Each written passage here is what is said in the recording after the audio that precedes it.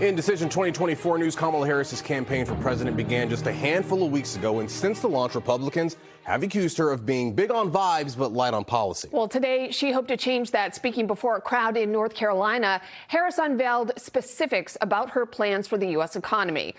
We're joined now by the At Issue team, including right here. We have Corey Smith, Sue O'Connell standing by with some thoughts, but we want to begin with political reporter Matt Pritchard. So what, Matt, exactly is Harris's plan? JC, Corey, the economy is always a critical issue for any presidential bid. Both Donald Trump and Kamala Harris talk about lowering prices and inflation. Trump believes reversing renewable energy policy and drilling are key, while Harris is emphasizing issues along housing lines. You'll see on your screen that the plan calls for building 3 million new homes over the next 4 years, lowering rent by taking on corporate and major landlords, while also working to open home ownership to more Americans by providing a $25,000 down payment for first-time home buyers. Harris also promising to lower the cost of prescription drugs and easing medical debt, pointing to efforts the Biden-Harris administration made on insulin and looking to expand upon it. Of course, lowering grocery costs also a priority, and tax credits for people with kids up to $6,000, using that piece to target Donald Trump's own tax proposals.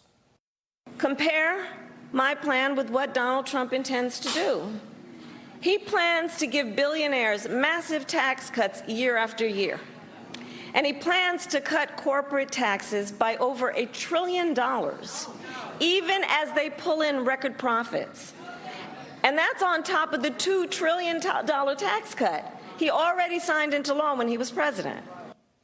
As for the Trump campaign, they've fired back, blaming Harris and President Biden for high prices and circling back to the issue of energy, spotlighting battleground state economies like Pennsylvania. In studio, Matt Pritchard, NBC 10 Boston. All right, Matt, thank you. Let's go ahead and bring in NBC 10 political commentator Sue O'Connell. Sue, what do you make of Harris's plans? Could it lead voters to side with her?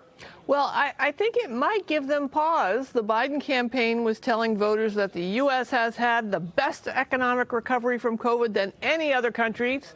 And voters were saying, well, why is my grocery bill so high? And the Biden campaign was saying, look at the job numbers. The economy is humming. And voters were saying, well, why is my child care so high? And to add to that, they would say, well, what are you going to do about it?